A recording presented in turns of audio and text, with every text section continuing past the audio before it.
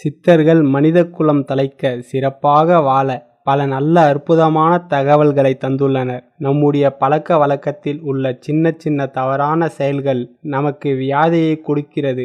சரியான செயல்கள் நலத்தை தருகிறது.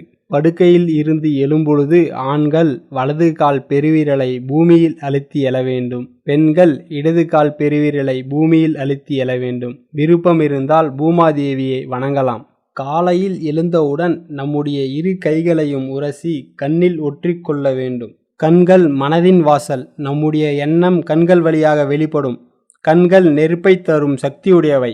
நாம் உறங்கும் பொழுது மனம் எண்ணம் அமைதியடையும்.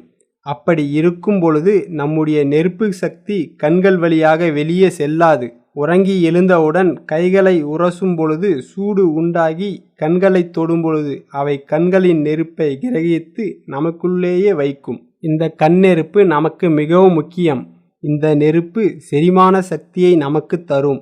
உணவுகளை பார்த்து கொண்டே சாப்பிடும் பொழுது கண்கள் செரிமானத்தை ஏற்பாடு செய்யும். அதனால் புத்தகம் படித்து கொண்டோ மற்ற காட்சிகள் பார்த்து கொண்டே உண்பதால் முறையான செரிமானம் வயிற்றில் நடக்காது.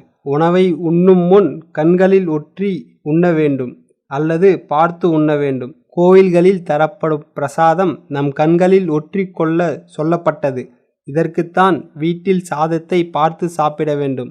மலம் ஜலம் கழித்து முடித்தவுடன் உடனே குளிக்க வேண்டும். காலையில் எழுந்தவுடன் குளிப்பதனால் உடலில் உள்ள சூடு சமப்படுகிறது. வயிற்றில் உள்ள வெப்பம் செரிமானத்தை தயார் செய்து விடுகிறது.